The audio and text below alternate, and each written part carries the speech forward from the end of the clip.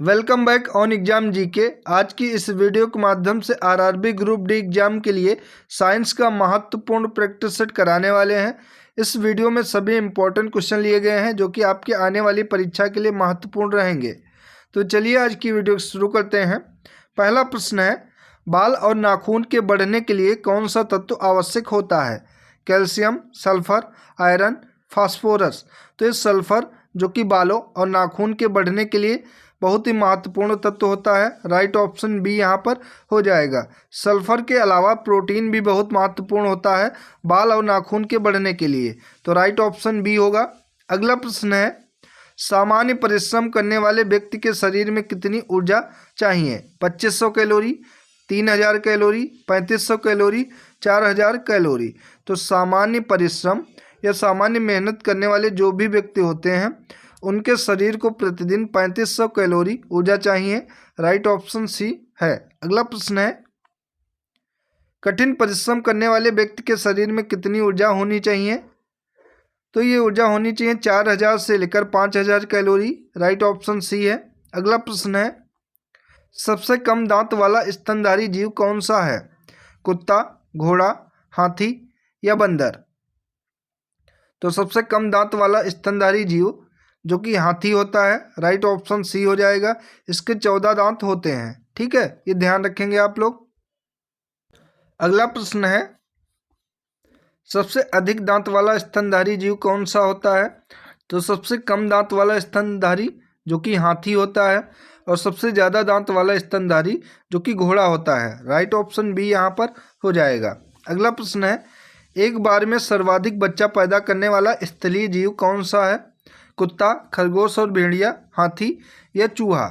तो ये खरगोश और भेड़िया जो कि एक बार में सर्वाधिक बच्चा पैदा करने वाले स्थलीय जीव हैं।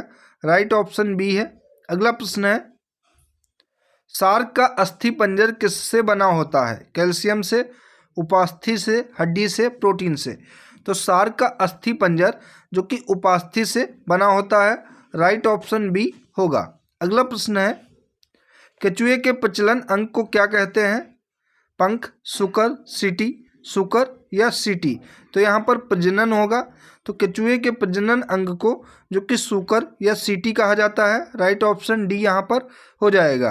अगला प्रश्न है, हाइड्रिला कैसा पौधा है? तो हाइड्रिला जो कि एक जलोविद्ध पौधा है। ठीक है, ये जलोविद्ध है। राइट ऑप्शन ए यहाँ पर होगा। अगला प्रश्न है, जल की सतह पर तैरने वाले जीवों को क्या कहते हैं? प्लावक, फ्लेक्टन, नेक्टन या वेंथोस। तो जल की सतह पर जो जीव तैरते हैं उनको फ्लेक्टन कहा जाता है। राइट ऑप्शन बी है। अगला प्रश्न है, मछली में पाया जाने वाला वह कौन सा तत्व है जो अवसाद से निपटने में सहायक होता है? तो यह तत्व ट्रिप्टोफैन है जो कि अवसाद से निपटने में सहायक होता है और यह मछली में पाया जाता है तत्व। राइट ऑप्शन बी होगा। अगला प्रश्न है, सुपर बग की खोज किसने की थी? तो सुपर बग की खोज जो कि डॉक्टर आनंद चक्रवर्ती ने की थी। राइट ऑप्शन बी है। अगला प्रश्न है, मानव शरीर का कौन सा भाग रेडियो सक्रिय विकिरण से सर्वाधिक प्रभावित होता है? हड्डियां, तंत्रिकाएं, त्वचा या रक्त। तो मनुष्य की त्वचा जो कि रेडियो सक्रिय विकिरण से सबसे पहले प्रभावित होती है। तो राइट ऑप्शन सी होगा। अगला प्रश्न है, जब रक्त में ऑक्सीजन की सांद्रता में कमी आती है तो श्वास की गति पर क्या प्रभाव पड़ता है? कम हो जाती है, बढ़ जाती है, कोई प्रभाव नहीं पड़ता है या अनियमित हो जाती है? तो जब रक्त में ऑक्सीजन की सांद्रता में कमी आती है तो श्वास की गति जो कि बढ़ जाती है। राइट ऑप्शन बी होगा। अगला प्रश्न है, जेनेटिक्स के पिता किसे कहा जाता है? तो जेनेटिक्स का पिता जो कि जॉर्ज मेंडल को कहा जाता है। राइट ऑप्शन बी होगा। साथियों, अगर वीडियो आप सभी को अच्छी लग रही हो तो इसको ज़्यादा से ज़्यादा शेयर करें और चैनल को सब्सक्राइब करके बेल आइकन को ज़रूर दबा लें ताकि इंपॉर्टेंट वीडियो आपको मिलती रहे। अगला प्रश्न है, गाय के दूध में कितने प्रतिशत पानी की मात्रा पाई जाती है? तो लगभग 87% गाय के दूध में पानी की मात्रा पाई जाती है। राइट ऑप्शन सी होगा। अगला प्रश्न है, स्तनधारियों में ऊष्मा के नियमन के लिए कौन सा अंग उत्तरदायी होता है? तिल्ली, यकृत, श्वेत ग्रंथियां या गुर्दे। तो स्तनधारियों में ऊष्मा के नियमन के लिए स्वेद ग्रंथियां उत्तरदायी होती हैं। राइट ऑप्शन सी है। अगला प्रश्न है, भारत का कौन सा क्षेत्र पारिस्थितिकी उष्ण स्थल माना जाता है? तो ये पश्चिमी घाट माना जाता है। राइट ऑप्शन बी है। अगला प्रश्न है, किस फसल के बीज मधुमेह के रोगी को शर्करा का स्तर सामान्य बनाए रखने में लाभ पहुंचाते हैं? गेहूं के, धान के, धनिया के या फिर मक्का के? तो धनिया के बीज, जो कि जिनके डायबिटीज होती है, जिसको मधुमेह कहा जाता है, इसके रोगी को शर्करा का स्तर सामान्य बनाए रखने में लाभ पहुंचाते हैं। राइट ऑप्शन सी हो जाएगा, धनिया। ठीक है। अगला प्रश्न है, पादप कोशिका सिद्धांत का प्रतिपादन किसने किया था? तो ये प्रतिपादन स्लाइडेन ने किया था। राइट ऑप्शन बी होगा। अगला प्रश्न है, जिसके कारण पादप कोशिका का निश्चित आकार होता है वह क्या होता है? कोशिका झिल्ली, कोशिका भित्ति, कोशिका द्रव्य या केंद्रक? तो जिसके कारण पादप कोशिका का निश्चित आकार होता है उसे कोशिका भित्ति कहा जाता है। राइट ऑप्शन बी है। अगला प्रश्न है, सबसे पहला वायरस जिसे खोजा गया था वह कौन सा था? तो सबसे पहला वायरस जिसे खोजा गया था वो TMV वायरस था। राइट ऑप्शन बी है। अगला प्रश्न है, किस वैज्ञानिक ने बताया था कि जीव द्रव्य जीवन का भौतिक आधार है? हक्सले, मेंडल, चार्ल्स डार्विन या फिर स्वान ने? तो हक्सले के द्वारा सबसे पहले बताया गया था कि जीव द्रव्य जो कि जीवन का भौतिक आधार होता है। राइट ऑप्शन ए है। अगला प्रश्न है, NP30 किसकी समुन्नत किस्म होती है? तो NP30 जो कि गेहूं की किस्म होती है। राइट ऑप्शन बी है। अगला प्रश्न है, नर एवं मादा के युग्मकों के संलयन को क्या कहा जाता है? तो नर एवं मादा के युग्मकों के संलयन को निषेचन कहा जाता है। राइट ऑप्शन ए है। अगला प्रश्न है, किस ताप पर एंजाइम्स की सक्रियता नष्ट हो जाती है? 40 degree centigrade, 50 degree centigrade, 60 degree centigrade या फिर 70 डिग्री सेंटीग्रेड पर? तो 60 डिग्री सेंटीग्रेड पर एंजाइम्स की सक्रियता जो कि नष्ट हो जाती है। राइट ऑप्शन सी होगा। अगला प्रश्न है, लौंग के तेल का प्रमुख घटक जो दांत का दर्द दूर करने में प्रयुक्त होता है वह क्या होता है? तो ये यूजिनॉल होता है जो कि दांत के दर्द को कम करता है। राइट ऑप्शन ए हो जाएगा। अगला प्रश्न है, प्रकाश संश्लेषण में ऑक्सीजन किससे प्राप्त होती है? तो ऑक्सीजन जो कि पानी से प्राप्त होती है प्रकाश संश्लेषण में। राइट ऑप्शन सी होगा। अगला प्रश्न है, पैथोजन जो सामान्य जुकाम के लिए उत्तरदायी होता है ये क्या होता है? Corona virus, influenza virus, rhino virus या फिर TMV वायरस?